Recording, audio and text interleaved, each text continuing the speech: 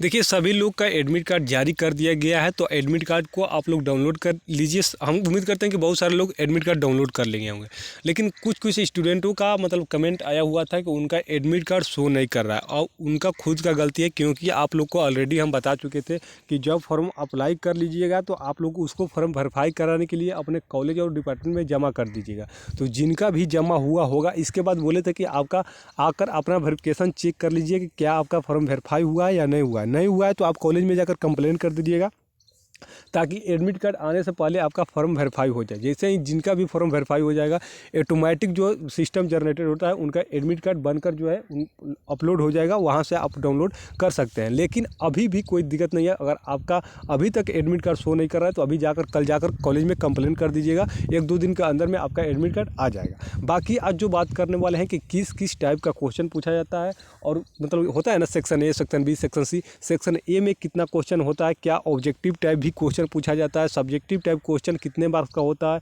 और कितना पेज लिखना होता है, आज जो है इस मुद्दे पर बात करने वाले हैं। और जो भी एडमिट कार्ड डाउनलोड भी कर लिए हैं तो इस वीडियो को अच्छे से देख लीजिए, क्योंकि इसमें बहुत ही अच्छे से जानकारी बताए हुए हैं कि क्या क्या लेकर जाना है, क्या क्या सावधानियां बरतनी है।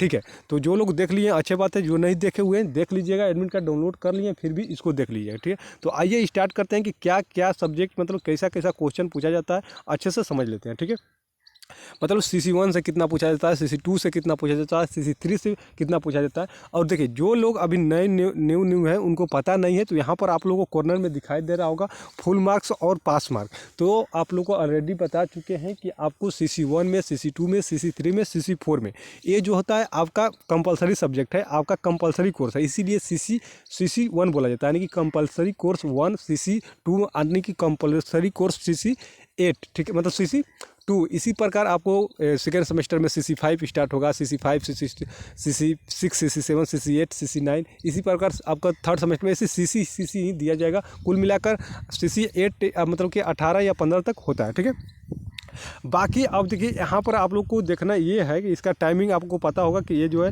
आप लोग का 70 मार्क्स का होगा। 70 मार्क्स में से आपको जो है पास होने के लिए 32 मार्क्स लेकर आना है। अगर आपका 32 से एक भी नंबर कम हो जाएगा तो आपको प्रमोटेड कर दिया जाएगा। तो आप कोशिश कीजिएगा कि 32 से ज़्यादा आए। ठीक है, किस टाइप का क्वेश्चन पूछा जाता है अभी हालांकि हम हिस्ट्री से आप लोग को समझा देते हैं कि किस किस टाइप का क्वेश्चन पूछा जाता है, बाकी आप लोग अपने सब्जेक्ट के अनुसार मिला सकते हैं। तो मतलब कि क्वेश्चन पूछने का तरीका एक ही होता है, बस जो है क्वेश्चन अलग अलग हो सकता है। तो जो हिस्ट्री का स्टूडेंट होंगे, अगर उनको प्रीवियस ईयर क्वेश्चन चाहिए, आप किसी भी सब्जेक्ट से हैं तो आप कमेंट कर सकते हैं कि हमको प्रीवियस ईयर क्वेश्चन चाहिए। तो अगर चाहिए तो आप लोग व्हाट्सअप ग्रुप और टेलीग्राम ग्रुप से जुड़ के प्रीवियस ईयर क्वेश्चन ले सकते हैं। ठीक है, तो आइए स्टार्ट करते हैं कि क्या क्या है और कैसा कैसा पूछा जाता है। तो ठीक है, देखिए ये जो है अभी लेटेस्ट मतलब कि अभी जो सेमेस्टर 1 का एग्जाम हुआ है, सेशन 23 से 25 वालों का उनका है, और हिस्ट्री का है। तो हिस्ट्री वाले और क्या बोलते हैं, हिस्ट्री सब्जेक्ट पर आप मत जाइए, तरीका जो क्वेश्चन पूछने का होता है सेम ही होता है।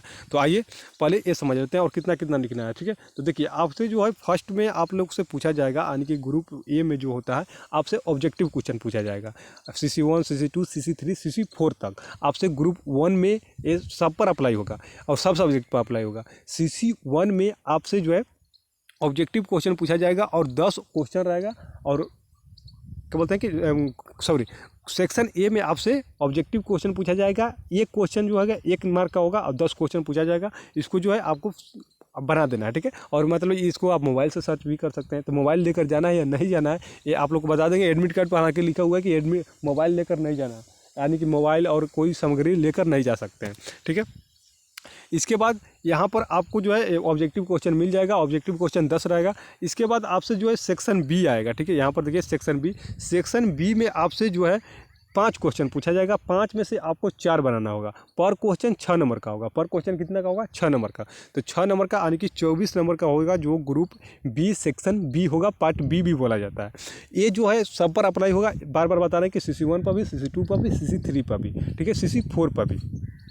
इसके बाद इसमें 5 क्वेश्चन होगा। 5 में से आपको 4 जो बनकर वो बना सकते हैं। बाकी कितना नंबर का है? ये तो 24 नंबर का है। इसके बाद जो है CC क्या बोलते हैं कि यहाँ पर जो है सेक्शन सी है, पार्ट सी इसको बोला, कहीं कहीं लिखा होगा। तो इसको जो है आपसे इसमें 4 क्वेश्चन पूछा जाएगा। 4 में से आपको 3 बनाना है। पर क्वेश्चन जो होगा 12 नंबर का होगा। एक क्वेश्चन कितना का होगा? 12 नंबर का, यानी कि 36 नंबर। तो 36 नंबर और 24 नंबर को जब ऐड कीजिएगा तो आपका टोटल कितना हो जाएगा? थ्योरी यानी कि लिखने वाला आपको हो जाएगा कितना? तो 60 नंबर का, 60 नंबर का लिखने वाला क्वेश्चन मतलब होगा कि आप इसको लिख कर आंसर देना है, और बाकी जो है 10 नंबर का ऑब्जेक्टिव होगा। ठीक है, तो ये जो होगा सब पर अप्लाई होगा। जैसे कि ये CC2 हो गया, CC2 का भी सेम होता है, CC2 में भी इसी प्रकार का पूछा जाएगा, और CC2 में भी सेम पैटर्न यही रहेगा, part 1, part B, part C. ठीक है, इसके बाद जो होगा CC3 में भी इसी प्रकार का पूछा जाएगा, और इसके बाद आएगा CC4। ठीक है, CC4 में आप लोग को हम बता देते हैं कि CC4 में जब एडमिट कार्ड पर देखिएगा, अगर आपका प्रैक्टिकल होगा तो आप लोग को बता चुके हैं कि प्रैक्टिकल कैसे होगा, कहाँ देना है। तो ये कॉलेज में होगा, आपको इसका जो है एग्ज़ाम, जिनका भी प्रैक्टिकल होगा CC4, उनको एग्ज़ाम सेंटर पर एग्ज़ाम देने नहीं जाना है, उस दिन आपको कॉलेज में जाना है। एक कॉलेज वालों पर डिपेंड करता है कि उसका टाइमिंग क्या होगा, तो आप उन कॉलेज वाले से पता कर सकते हैं। बाकी जो एक पेपर आप लोग को मिलेगा, लास्ट पेपर जो होगा लास्ट दिन 29 तारीख को, इसका नाम होगा AECC1। ये सबका सेम होगा, कोई भी सब्जेक्ट से आप PG कर रहे हैं, आप क्या बोलते हैं MSc कर रहे हैं, MCOM कर रहे हैं, आर्ट्स मतलब कि MA कर रहे हैं, सबका जो होगा ACC1, ये सबका इलेक्टिव सब्जेक्ट होता है, ये सबका सेम होता है, ये पासिंग सब्जेक्ट है। इसमें अगर आपका 100 में 100 भी आ गया तो आपका फाइनल मार्क्स में ऐड नहीं होता है, तो इसको सिर्फ पास करना है। ये जो होगा 50 नंबर का होगा, 50 नंबर में आपको 23 नंबर लाना जरूरी है पास होने के लिए, पासिंग सब्जेक्ट है।